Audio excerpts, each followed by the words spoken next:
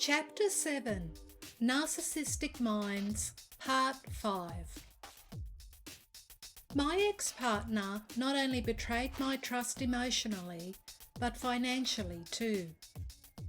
On previous occasions, my ex-partner was not able to get to the bank in time to draw money from one bank and then go to the other bank to pay his monthly credit card account for his living expenses.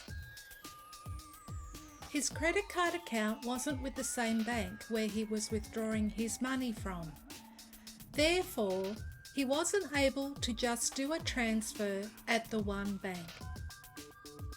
On other occasions, my ex-partner had another credit card where the only way the monthly amount outstanding could be paid was by paying it over the phone or via internet banking, due to the closest branch being in the city.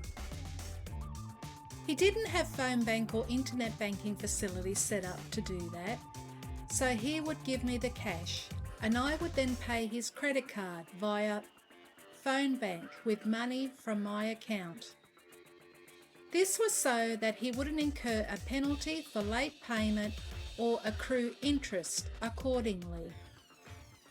During the period of June 2018 to October 2021, there were 4 substantial credit card monthly amounts outstanding which I paid, transferring money from my account into his credit card account when they were due. When he spoke to me about them, he said that these amounts were due on the same day, that he didn't get to the bank on time, and that the bank was already closed to be able to give me the cash. He said that he would go to the bank as soon as he could to reimburse me for the amounts that I had paid. I didn't hesitate to do this as I had done this on many previous occasions. All being well, I trusted him that he would do this. Regarding these 4 outstanding amounts, the days went by, weeks went by, and no reimbursement. I was patient. I wasn't constantly nagging him about them, but on numerous occasions I would remind him that he still hadn't reimbursed me for these amounts. There was always a reason why he couldn't get to the bank. The bank was already closed for the day, or he wasn't able to go until later in the week, or because there was something else of priority that he had to attend to. Time went by. Life was always busy, and before I realised, I had forgotten all about these amounts that he had to reimburse. My ex-partner talked to me about outstanding council rates being owed on his parents, his brothers, and his own properties. His family at the time had financial constraints. His parents were elderly, his brother was no longer working and was their parents' carer, and my ex-partner was unemployed. If he didn't pay the money outstanding by the due date, the council was going to start legal proceedings. If this happened, he would have to pay what was outstanding, including interest incurred and court costs.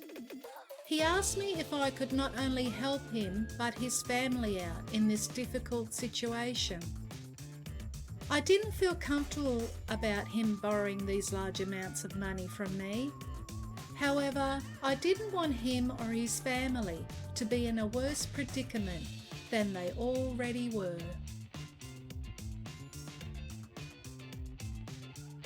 I prepared a deed of release for him to sign for the amount that he was going to borrow from me. He didn't want to sign it.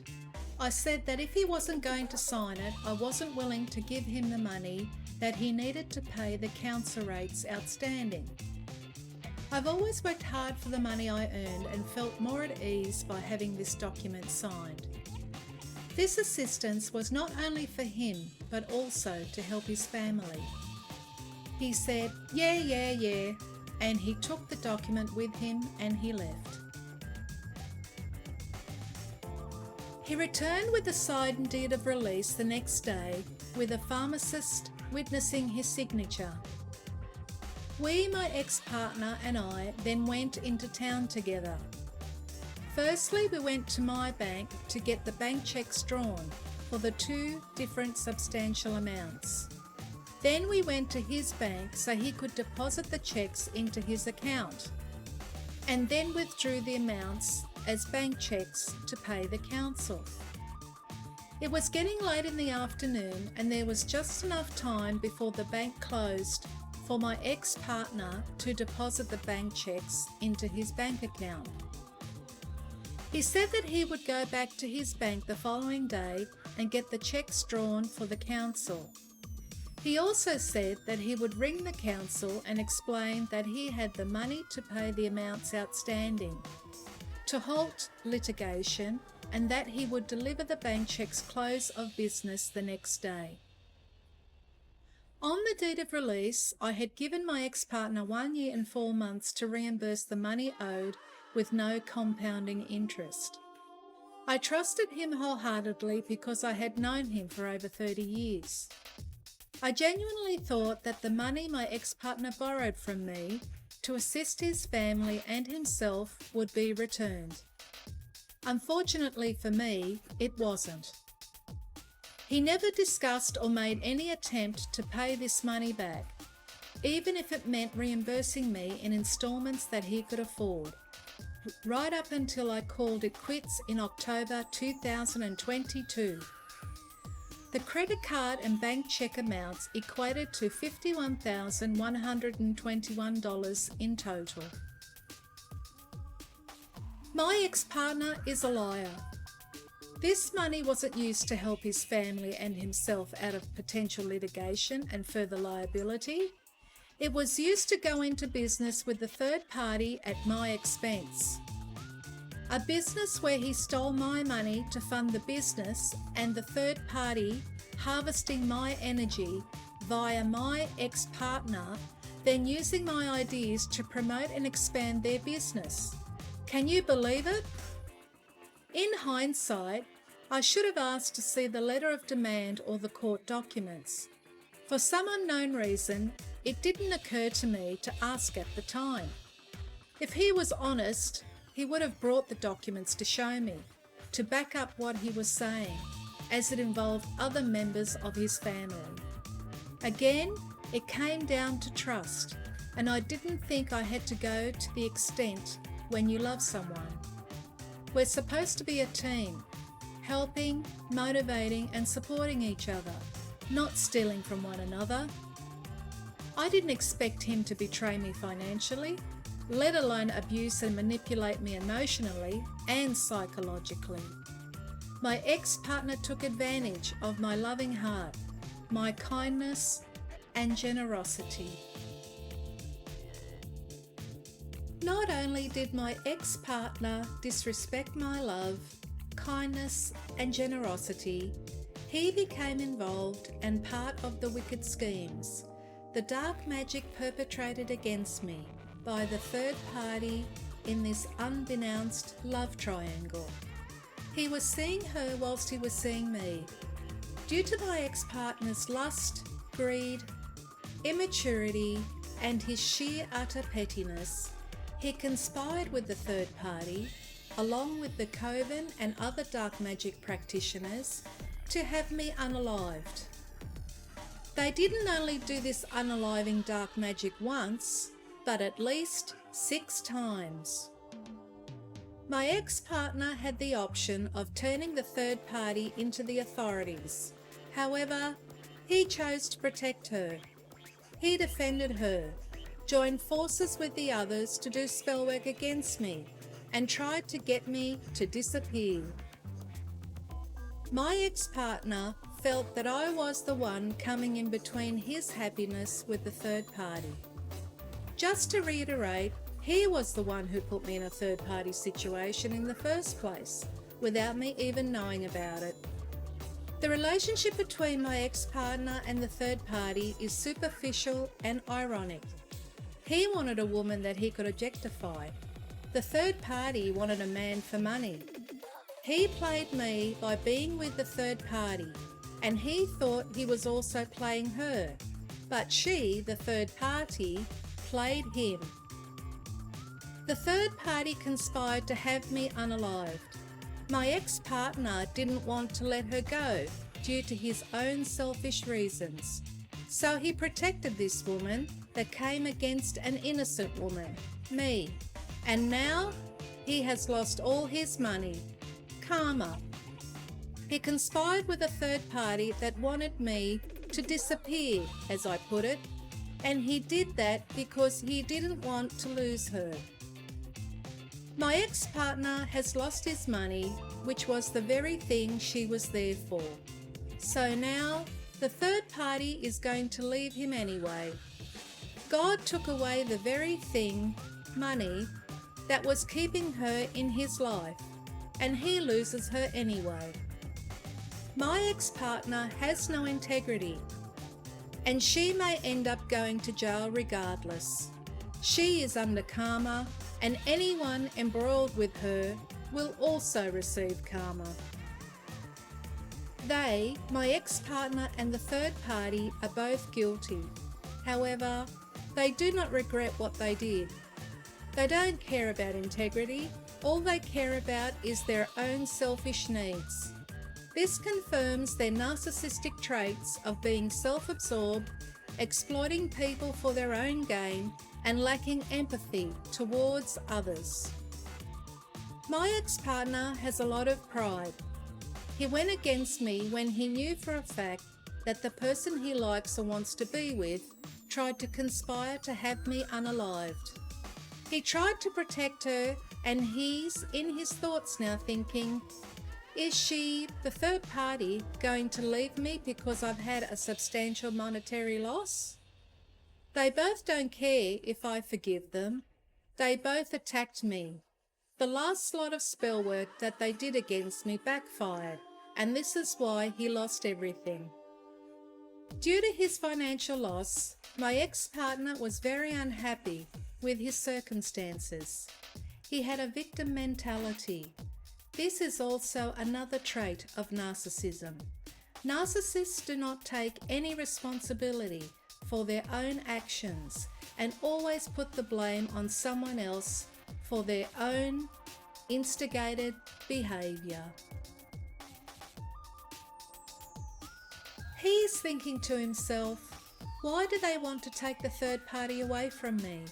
I know that she doesn't love me, however, she makes me happy and makes me look good.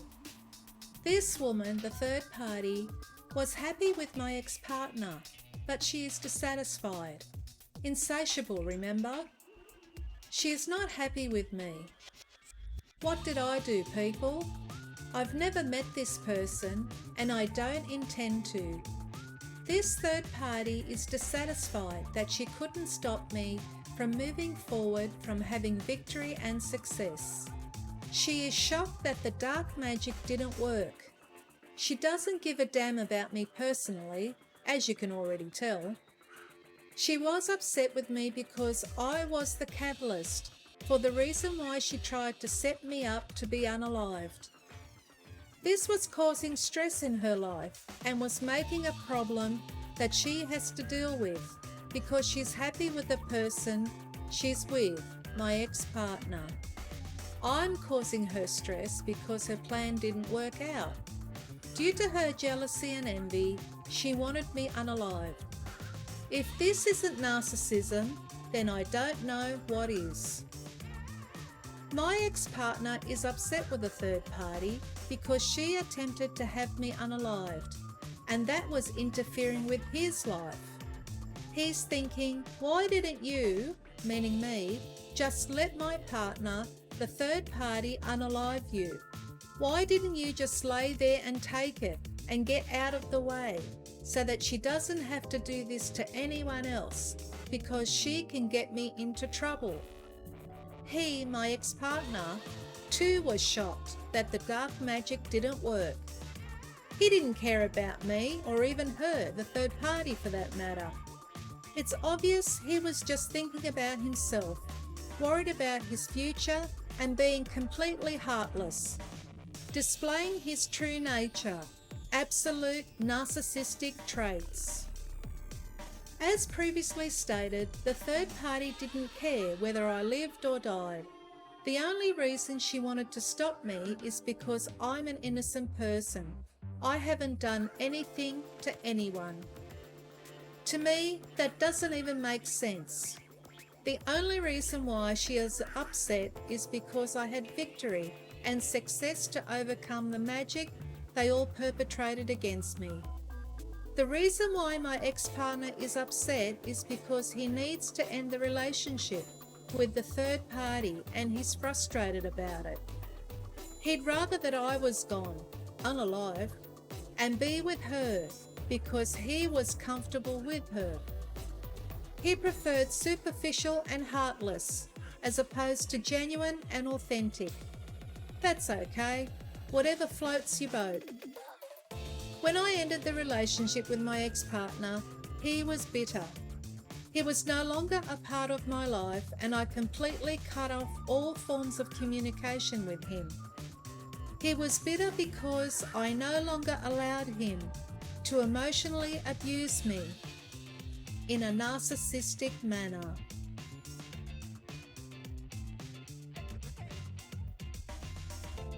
When I left my ex-partner, he was upset and he lied to the third party and anyone else that would listen to him. He said that I was a gold digger. Had he forgotten about the $51,121 that he borrowed and didn't repay? He said that I never loved him. I was the one who did, and he was the one that didn't. It was an unrequited love. He said that I broke his heart. I left him because he was the one who was hurting me, and I had no choice but to leave him. Otherwise, I would have spiraled into complete self-destruction. He said that I cheated on him. He cheated on me with the third party, and God only knows who else. He said that he got a sexually transmitted disease from me. He got that STD from someone else as I was loyal to him. That I was doing dark magic on him. However, he was or was getting others to do this to me or both. Now, I don't know what other lies he told and what else he accused me of, however, God knows the full story. The Lord has taken note of everything that was said, and my ex-partner will be judged by God accordingly. My ex-partner told the third party a sob story about how I took advantage of him, that I made him think that I loved him, and all I ever do is use men for money, take their money and leave them. My ex-partner thought that what he said to her would be credible, as she would believe this as an acceptable narrative, because it's used by a lot of people all the time. He's actually telling her how I take advantage of men, which I don't. However, this third party is doing exactly that, taking advantage of him, taking his money. Not only that, because he knew that I would not be in communication with him anymore, he knew that his story would stick. I am at peace, thanks be to God. They wanted me to be down on my luck, to be penniless, not to be able to work to earn a living, to be depressed due to not recovering from my heartbreak, and from the dark magic they did to unalive me. Whether it happened through self-sabotage, murder, ill health, or possibly via a fatal accident. Who knows what devilish ideas they concocted in their brains. They went out and partied, dinner, drinks, drugs, and God only knows what else. They were celebrating what they had done in making my life hell. They were talking about me, slandering me, making fun of me, making jokes about me, them being triumphant. You get the picture. They, my ex-partner, the third party, The coven and anyone else involved celebrated too early. They were convinced that they accomplished what they set out to achieve because it worked on previous occasions with other people. Unfortunately for them, this time things didn't work out as they planned. Their tormenting affliction directed towards me initially worked when I was down and out, when vibrationally low. However, with God's grace, as I slowly and surely healed, the Lord protected me and got me through it.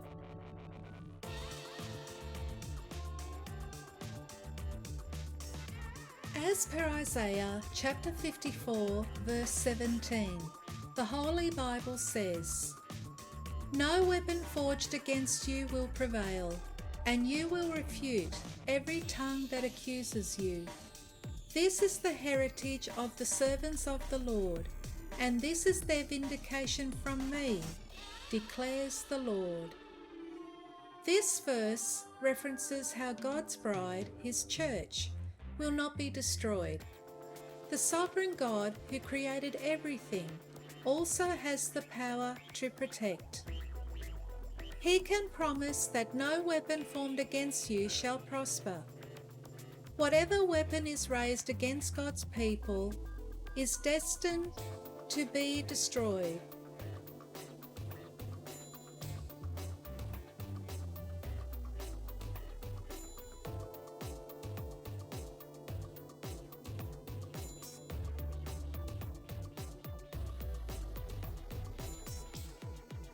I am thankful and truly grateful of the Lord, my God. I praise the Holy Trinity, the Almighty Father, Lord Jesus Christ, and the Holy Spirit for helping me get through this ordeal.